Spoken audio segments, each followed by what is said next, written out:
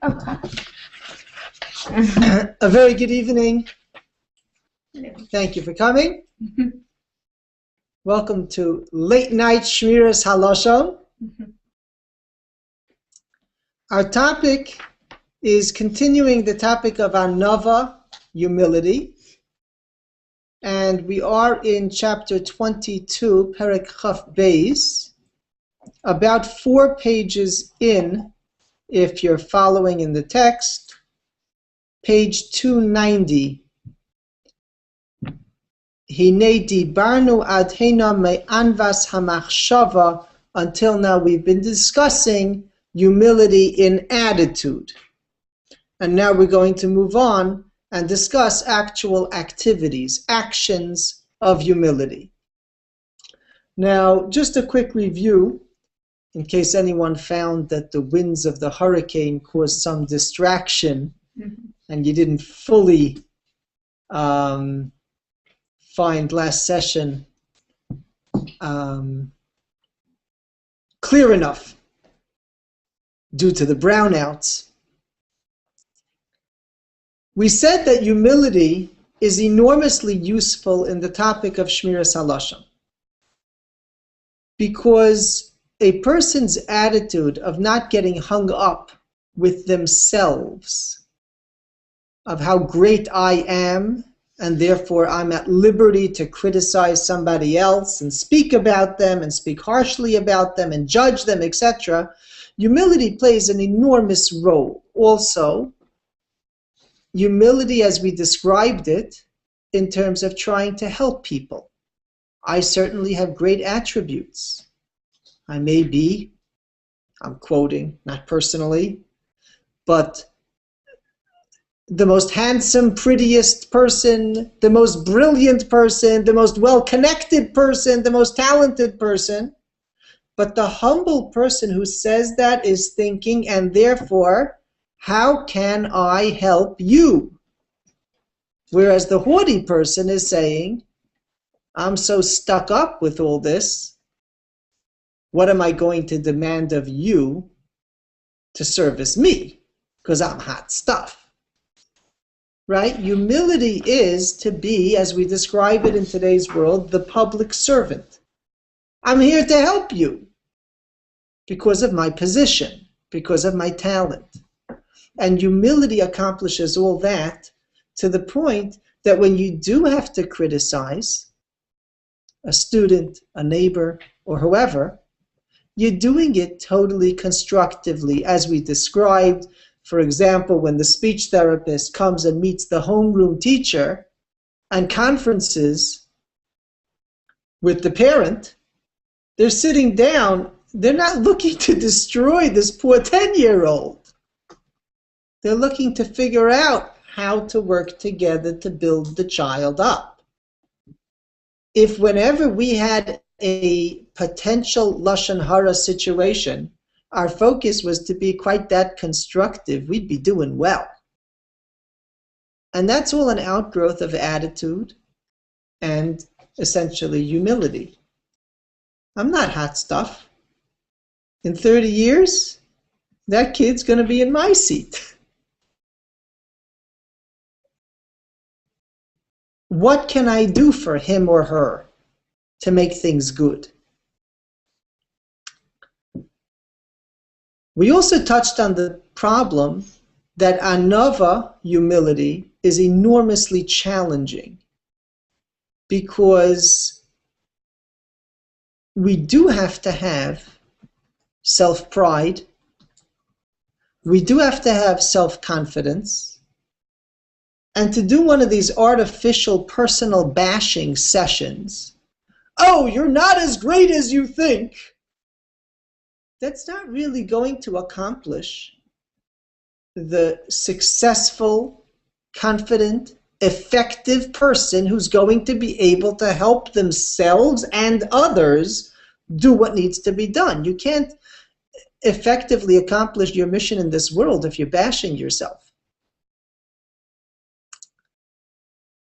And so it becomes enormously delicate, especially when it comes to action, What type of actions are going to be the personification of humility and which are not?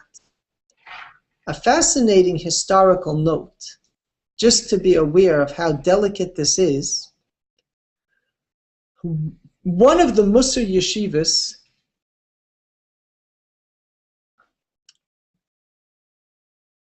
encouraged their students to have what I think they called the half glasses. What are half glasses? When glasses first came out, they had some glasses that had the arms, and some glasses that simply sat on your nose and did not have the arms. One of the Musar yeshivas, the Rosh Yeshiva, the Alter, whatever the mentor was called, discouraged the students from getting glasses with the arms. He wanted them to get the glasses that simply sat on the nose. And he explained his position. He found that the yeshiva students were constantly being criticized and made fun of by the local population, and they used to hold their head down in shame as they walked through the streets. And he wanted them to hold their heads up. I'm a proud human being. He said, if I allow you to have the glasses with the arms, you'll put your head down and your glasses will stay on. But if I make you wear these types of glasses, you'll have to keep your head up. Talk about creative mentorship. But it's a very real question. Another factor is the issue that there's a need for showmanship. You sometimes need a leader. You need a person who gets up there and people are excited with them. They cheer, they dance, they clap, they stand up for them. And you have to know the right place for that. There's a beautiful story of Rabbi Yaakov Kamenetsky and Rav Shneur Kotler, who were walking in to a very grand ballroom with everybody in the audience, thousands of people. And Rav Shneur Kotler suggested that they figure out a way to get in to their seats from one of the side doors. No one should see them coming in, and no one should have to stand up. And Rabbi Yaakov Kamenetsky said, no, we're going through the main door, and we're going to walk down the main aisle, and what will happen, will happen. And Rav Shneur shrugged, fine. Rosh Yeshiva wants to do it this way, we'll do it this way. And Rabbi Yaakov explained, our wives are in the audience. And you know what they put up with, so that we can service the community. And it's hard for them. Every once in a while, you got to give them a boost. They need to know that all the people that, quote, heckle us, or whatever they do, calling us at all odd hours of the night for help, they need to know that everyone stands up, that ultimately they respect. And if they see that, it'll make it possible for them to live the life that they're living for us. We might even add that sometimes it's important for the assembled people to have that opportunity to rally, to be able to stand up and be proud of their mentors. There's an amazing story, one of the Hasidic masters, when he became Rebbe, so they showed him the chariot that he's going to have to ride in, and the kind of garments he's going to have to, regal dress that he's going to have to wear, and he says, this is not for me. They said, you don't have a choice. Your father did it, the people need it, you're going to have to do it. So he said, bring me a shoemaker. Right? Bring him a shoemaker. He says, take off the bottoms of those fancy shoes. I'm going to walk barefoot, but no one's going to know. So he's walking barefoot. For him, that's what he needed. But for everybody else, they saw the fancy shoes and they saw the chariot, and no one had to know because he always kept his feet in a way that no one saw. He's walking on the pebbles. That regal bearing is not haughtiness. We would call it today showmanship. People need a rally point. Reb Meir Shapiro understood this. He made this gorgeous, gorgeous yeshiva, Yeshivas Chachmei Lublin. He did it with special imported glass, everything. He did the best because he knew he had to change the perception of people regarding the Torah student. And sometimes you have to do that. A person needs to know what level of humility is appropriate, what level of, whatever word we want to use, but self-confidence, regal bearing is appropriate, and ultimately we have to make sure that the motivator is to serve Hashem better. One final observation, Rabbi Yaakov Kamenetsky, who is described as a kluger mensch, a smart person. He was once asked by a doctor. Doctor wanted to know if he should buy himself a Jaguar. I'm not talking about the animal. He says, what's the question? He says, I can afford it. But at my home in Muncie, no one has such a car down the block. Should I do it? And Rabbi Yaakov, according to the story, asked him, what do your colleagues at work drive? And he said, they all drive such cars. He says, then if you can afford it, you should do it.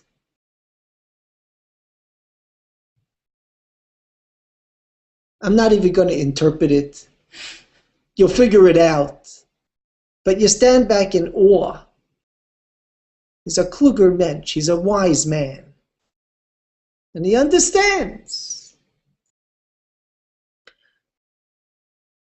This is the tightrope of Anavah. It would be very easy to say, I want to be a humble person, so I'm going to dress in rags and I'll be humble. But if in exchange for doing that, you're not going to reach your potential in this world, then it wasn't worth it. And the general approach, for the most part, is described as mimutza, down the middle. We wear clean garments, but not extravagant. Same thing with jewelry, ornaments, cars, functional, good, respectable. No one should look down on it, and we shouldn't look down at ourselves. But we're not looking to stand out. And that is the entry point that we're looking to move into now. We've discussed attitude. We've discussed a person recognizing that their attributes are here to serve Hashem, not to be haughty. But how do you translate that into action? How does it play itself out? Do we have any questions that came in? No, because the link that went out is inaccurate, and we need to recopy the link and send it back out. So you need this from here? Yeah. Can you get it? It's right, it's up there, just have to cut and paste it. We can edit this part out in the archive. You want me to read it to you? Is there? No, you can just cut and paste that. Actually. How do you do from one to the next? I can. Okay. If you read it, I can do It's it. supposed to be a Budweiser commercial now. It might be Manischewitz. faster that way, Manischewitz. intentional. So Bring in the then, horses. since there's a technological Go ahead. intermission, Go back ahead. to that Jaguar. Isn't that opposite of what we were talking about a couple of classes before? Where you brought up the issue of spending money sensibly. Right. So we look at 9 this. doctors in the practice are not Jews, for example, or not religious Jews. They sending the kids to the public schools. And this poor Muncie doctor is literally poor because he is sending all his 7 to 11 children to the private school. Why Yeah, I know Hurricane Yearbook, yeah. why should he try to get his chin up and buy that Jaguar just because they drive it? So I was very careful in presenting it That he can afford it. because to me it's obvious. Number one, that he can afford it. And number two, that he does need it for his self-esteem among his colleagues, that this is the language they talk. On Sundays they do golf, whether he goes or doesn't go. Maybe he does his daf yomi then, I don't know. But that's where he's up to. Now, this man is going to have his own challenges because he and his kids are going to have on their block that dad pulls in driving a certain type of car. And how do they deal with that? And I'll leave them with their nisayon, their test, to deal with it however they want. And that's why I wasn't prepared to really do comments, comment on the story. It's fine. If you want to dissect it, I think that's great. There are many different angles to go with it. But I can only say, you're standing back in awe of a man who's able to assess what's the goal here? The goal is, how can I serve Hashem best? Everything's going to have a downside. Rabbi Yaakov Kamenetsky was once asked, 2 mourners within 12 months of the loss of a parent came in and asked, each one individually, the son is being bar mitzvah, should they do the bar mitzvah in the home or should they do it in a catering hall? And we all know during the 12 months we toned things down. Great. To one, Rabbi Yaakov said, do it in your home. To the other, asked within a half hour, he said, do it in a catering hall. His grandson is standing next to him, waits politely, and says, Zayda, didn't you just say the other way? He said, yeah. The first one is a Rebbe in a yeshiva, and if he makes a bar mitzvah in his home, it'll be just fine. No one will have a problem. The second one is a businessman. He makes a bar mitzvah in his home. You know what the word on the street is going to be? His credit will be dirt. Oh, I see. So people Someone who's thinking about the whole picture. Now, is there a downside? Of course there's a downside. The wealthy man who drives whatever he drives, he might have to be playing a certain type of CD as he drives. I don't know which of the great Magidei Shiurim today, if he's going to be better with Rabbi Krono, or Rabbi Friend. Yeah, I don't know who's, but he's going to have a challenge. And the other one who does it the other way is going to have his challenge. The goal here is, how can I serve Hashem better? And if that's the focus, then you'll figure it out. But the one thing I do want to avoid, especially in our generation that has such trouble with self-esteem, is that Anavah, as I've said before, is not a personality bashing game. That's not what it is. not looking to destroy the person. If we really thought about it, I think that Anavah and Tznius are enormously similar. In both cases, we're looking to bring out the essence of the person. Right? I don't walk down the street bare-chested, moving myself. Look at me.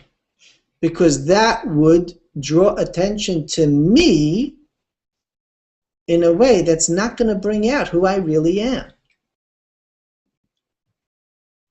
You know, the teenager who stands in front of the mirror, checking out their muscles. That's not going to bring out who you really are. And all of tznius, right, the area that's most noticeably exposed is the panim, the face, because we want to bring out the pinim, the inside of the person. And the face is the way to get facial expression, to see what's doing in the person. And that's how you get to know somebody. How tanned their arm is doesn't tell me about the person. And Anavah is the same thing. You're trying to bring out the real person. You're not bringing out the things that the person was gifted with. I want to know who you are.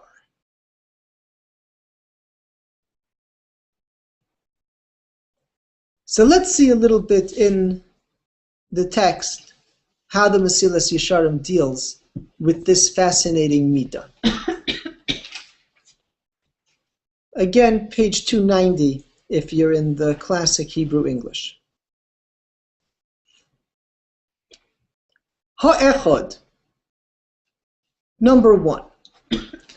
Hisnahig b'shiflus, to act in a way that views yourself as being lower than the next person. The Mefarshim describe, I believe this is attributed among others to the Ramban, that when you talk to somebody, you should always think he's greater than I am. Either he's greater than I am because he knows more, or I know more, and therefore more is expected of me. Look what he's accomplished without knowing as much as I know. It's like a purposeful seesaw to always position yourself in a way that the other person is in some way greater than I am. Now, in English, they translate this as lowly, to view yourself as lowly. And I think that's horrendous, because we can't afford that. We live in a generation that's low in self-esteem, and this will totally lead people in the wrong understanding of what we're looking for. Take a look in action what the Mesilas Yesharim wants of you, and you'll see right away what he's after. He quotes from the Gemara in Yuma, Diburo shal Adam benachas im habrios. Speak pleasantly with people. Don't scream at them. They didn't do it the way you wanted. Oh, how could you not do it the way I wanted? Anavah is to speak softly. I don't know how you translate the word lowly into this. It's to recognize that the other person has feelings and is entitled to feelings.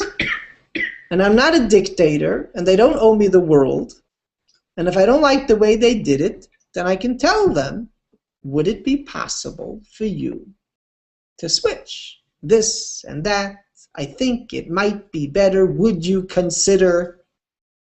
Speak respectfully. Another example, Bahalichaso in the next paragraph. In the way a person walks, he describes not to walk around Bekoma Zekufa like you're hot stuff,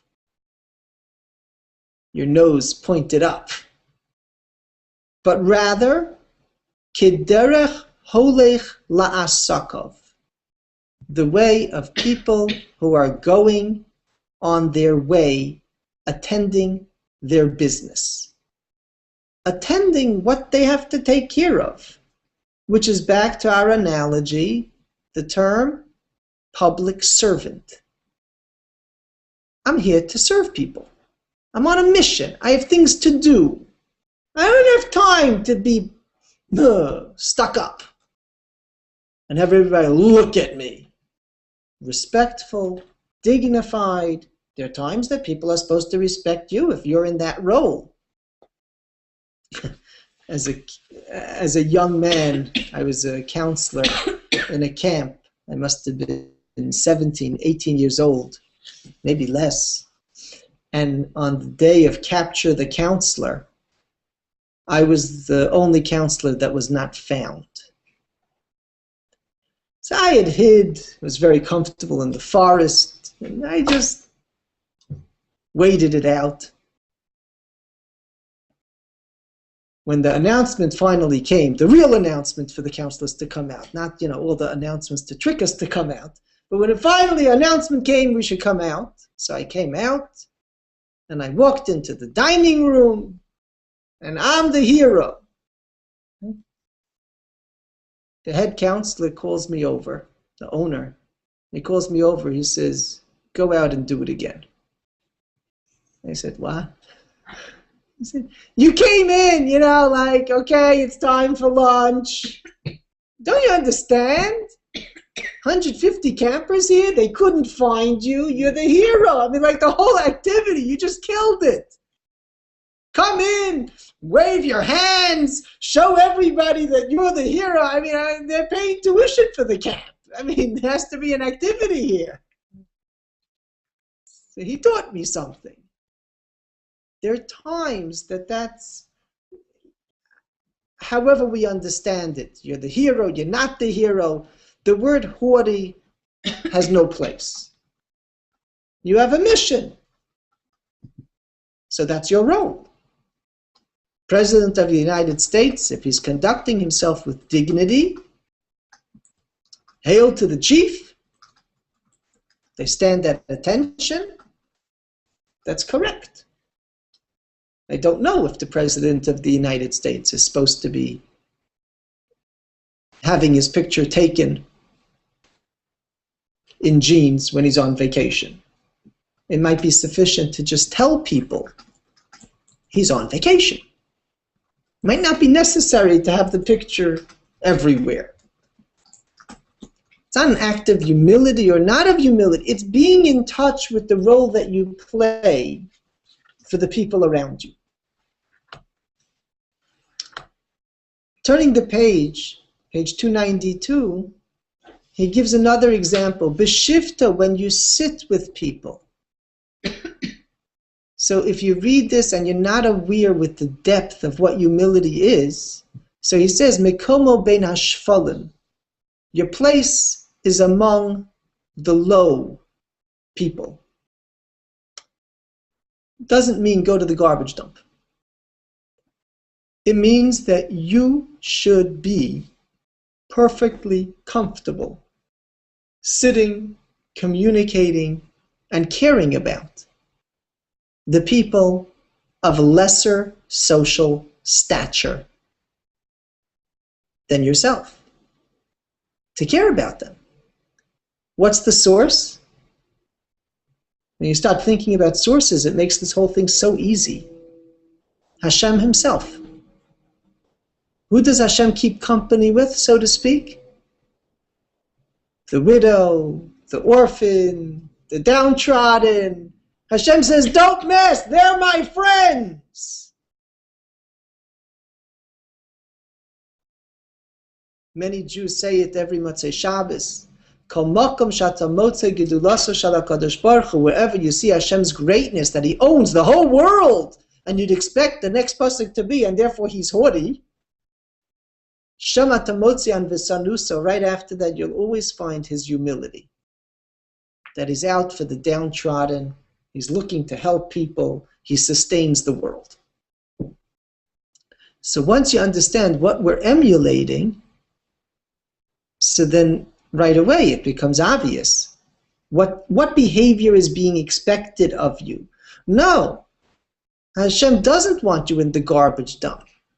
Hashem is everywhere, and I understand the whole world was created, but Hashem doesn't hang out in the garbage dump. You're not allowed to speak Torah in the bathroom. That's not what humility is expecting of you, to be dirty. Humility means to be comfortable with the people of lesser stature. Hishra Shechinasau al Har Sinai, we have a tradition that Hashem rested his Shechina on Har Sinai because it was the lowest of the mountains and it was humble. And finally, just to squeeze in one item from the end of this page, Sevilas ho'elbonos, so practical. A person is able to shoulder an insult, an offense. Person gets insulted. So it hurts. They didn't treat you with the proper dignity. You didn't return my call promptly. So the haughty person has his ego wrapped up in everyone's conduct. And the humble person, more than anything, is in touch with himself. There's a fascinating statement I once saw Rabbi Pliskin. He quotes, bless you, from one of his mentors, that if a person is praised and he turns red, he still hasn't reached the point of humility. Because humility is not that I think so low of myself, so I'm shamed when you praise me. That's not humility. Humility is to be in touch with myself.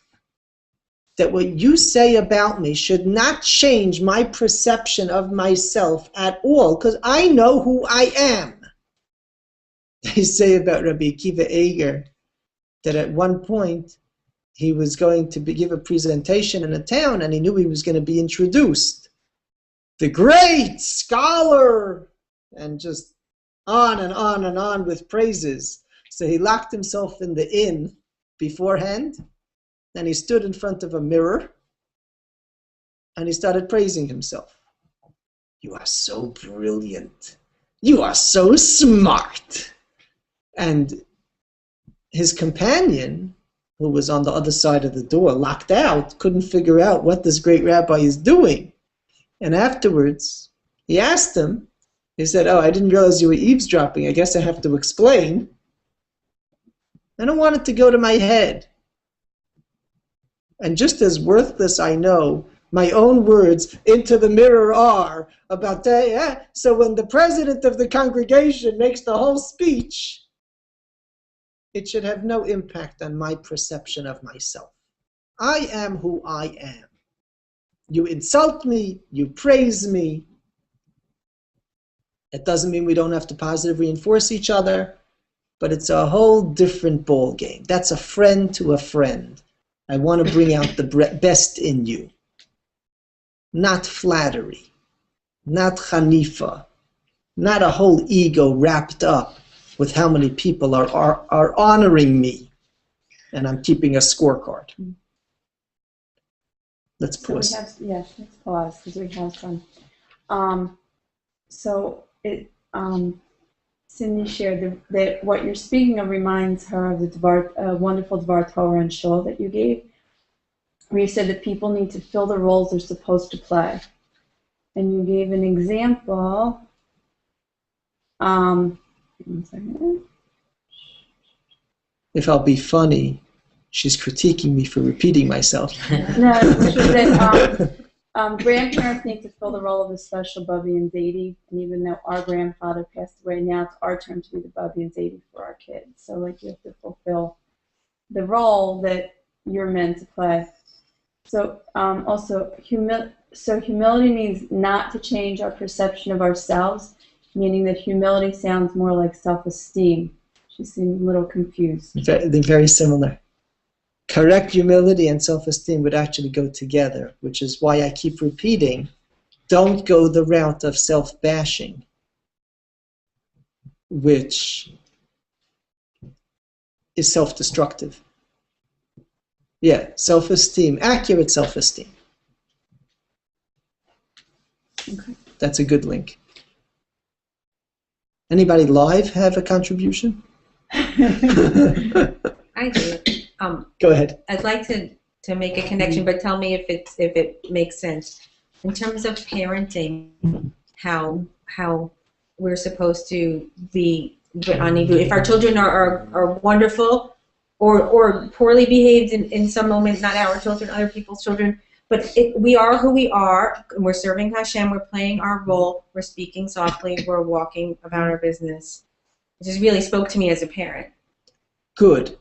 Speaking softly, by the way, I'm not saying you'll never have to raise your voice. I mean, there are cases,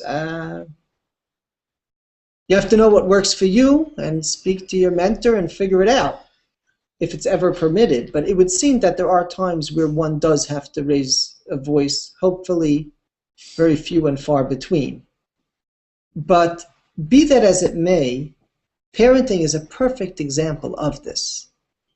Because the first reaction and what we're susceptible to is losing ourselves in ego when we're contradicted. I asked you to do it. You're not doing it. I asked you to clean your room. You're not doing it. So my self-esteem, my self-worth, you don't value me, you're not contributing. It gets all wrapped up in all kinds of issues.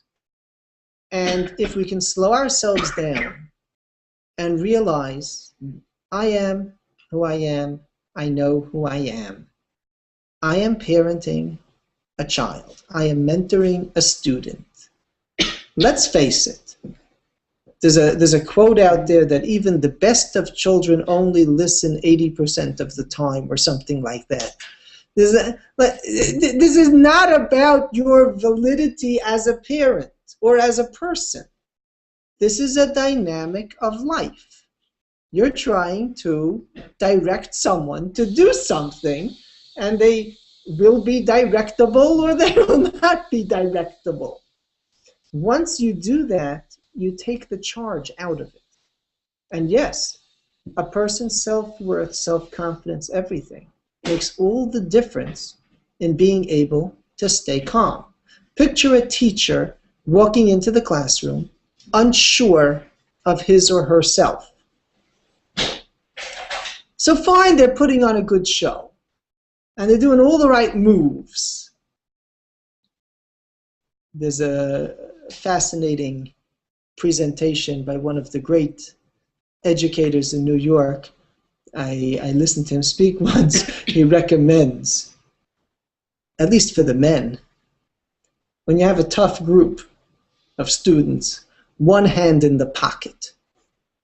Makes you look a little macho. It's fascinating. You're doing all the right moves. But if inside of you you're unsure, so then if you can't get the kids quiet, then it's all about you, and it's not supposed to be all about you. You're supposed to be the rock of stability. You're strong, you're steady, you know who you are. The students have a problem. Now, I'm willing to help you with your problem. But it's not my problem. And if you don't learn, I mean, I'm making it my problem. I'm trying to help you. It's not really my problem. Rav in Philadelphia, who I don't know if I should mention his name or not, but you could figure it out without too much trouble.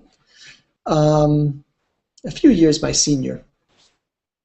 He loves to say, when people come to him with problems, he says, when they start pressuring him as if it's his problem, he says, slowly, you're coming to me with a problem that you have. It will be my pleasure to try to help you. But let's be clear, I didn't create this problem. This is not me. You have a situation you'd like me to help you with. And when a person has that confidence, they're able to solve much better. I mean, transfer it to any field. Computer programmer. He's working for the Navy. They hit him with this big problem. Hundreds of lives depend on his quick solving of this problem. Now, if he's unsure of himself, if this is his first year on the job, so it's not just a problem that he's solving, but he's got his ego wrapped up with it. I don't really know if I'm a good programmer yet. And if I can solve this, then I'm a good programmer. We don't want that. We want a person who's had enough of a track record. They know who they are. I know I'm a good secretary. I know I'm a good parent. I know I'm a good husband or wife. I know who I am. Now you're throwing me a curveball. I will do the best I can.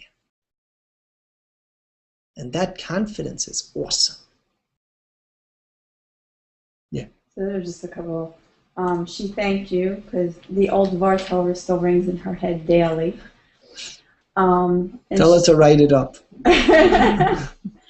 And she said, the nisayon is when we are losing ourselves in ego, when we're contradicted. Okay, I know who I am parenting. This is what the Ramcha means by humility, staying calm. She said, thank you. Yeah.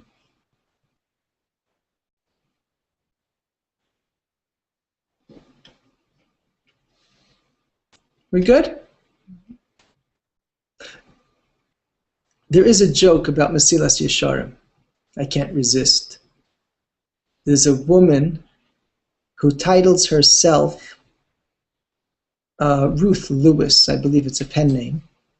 She wrote Memo to Self, published, I believe, by Feldheim. She grew up in the United States. She describes herself that the only memory that she truly has of her father is him swinging her around with his alcohol-ridden breath from being drunk. And this is the memory of her childhood.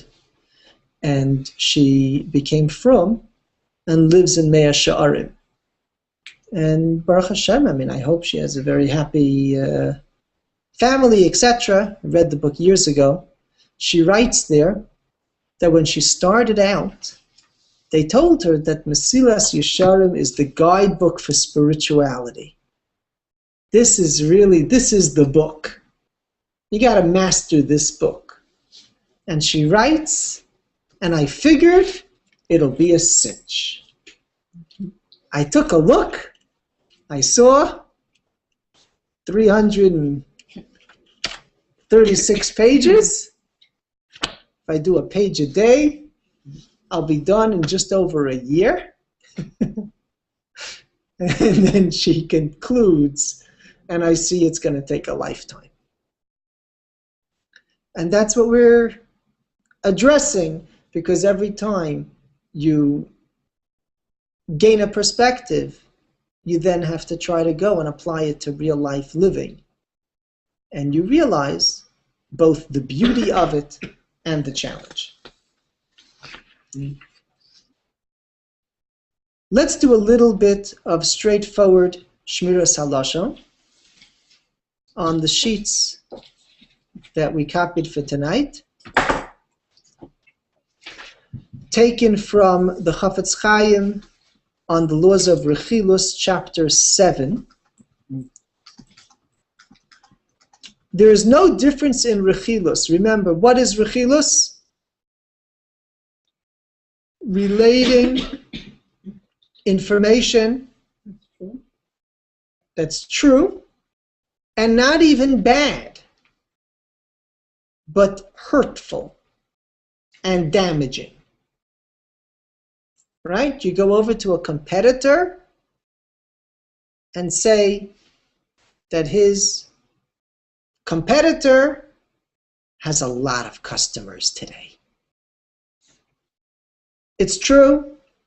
No one did anything wrong. But it's painful to him to hear that because he's a human being and he's struggling to eke out a living, and in his mind he's susceptible to thinking that the customers that went to the competitor would have come to him, and it hurts him. And it could end up causing damage. What kind of damage? He's going to like that person a little bit less because of what he heard. That's rechilus. And that's lo selech rachil ba'amecha. Don't be a gossiper, taking information from one person to the next. There's no difference in rechilus whether the speaker is a man, a woman, or if they are related. Even if one hears negative comments and reports them to the father or mother out of great pain for them, this too is rechilus. So if you hear your parent or spouse insulted, there is no known mitzvah to go over to them and tell them, so-and-so said about you, ... Now,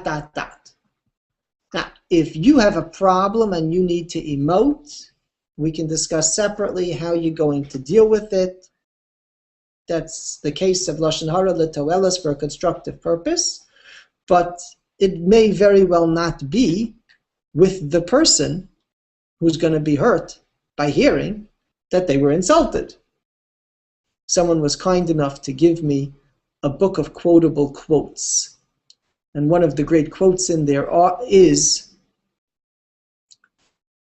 in order to get really hurt in this world, you need to have a good friend and a solid enemy.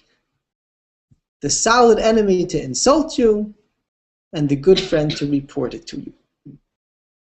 I love to quote it. That's rechilus. I have a question. Yeah. So with like a parent, don't you have, as a child, like an obligation to let the parent know that, maybe they should be careful around this other person? This other person insulted. There might be cases of l'toelas, of constructive, in which case you should tell the person that they're being insulted. But in most cases, you tell your mother, so-and-so says you're not a good cook. How is that going to help anyone? Well, I'll stay away from her, okay. It's not constructive. Now, if cooking is your business and someone is saying bad things about you, I don't know, maybe in a constructive way, and we've discussed what the tone of a constructive business-like meeting where we're being hurt by somebody, what are we going to do about it? But if this is the classic, I hate the way your mom dresses. Okay. Have a good life. Blessings on your head too. Rabbi Twersky writes in one of his books, I try to get the quote correct, but an old European Jew, when he wanted to curse somebody out, he would say, may your bread be hard and your butter soft. I'm not sure exactly where that leaves you, but okay. I don't have to curse anybody out. It's over. It's done. We'll deal with it. So it would depend on whether there's any constructive dimension. We are trigger happy to think that there's something constructive about relating the information. In the vast majority of cases, if you wait 24 hours, you'll see it's not as pressing as we thought it was. It's true generally. You're insulted by somebody. See if it still bothers you in 24 hours. See if you still remember it in 24 hours.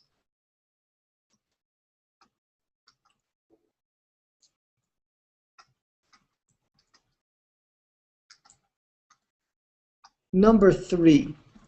There's no difference if he tells the information directly to the person who was spoken about, or if he tells it to the man's wife or relatives, because they will surely bear a grudge on the person who spoke, right? It makes no difference if I direct it to that person or to other people who will be offended.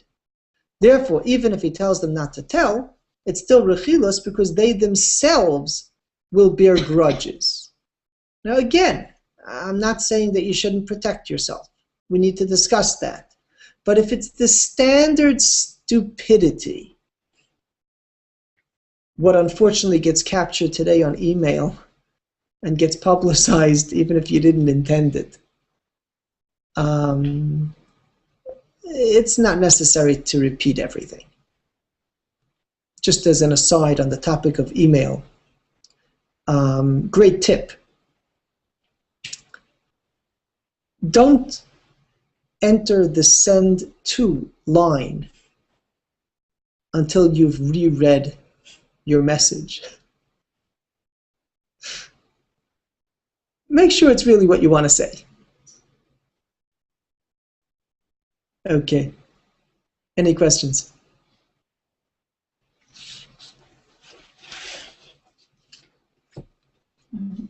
Yeah. Is this rechilas the same thing as you were talking about something, I think a few mornings ago in the Tikkun for Talmud class, about if you're speaking bad, the Shem will not help you even if you're in that special category.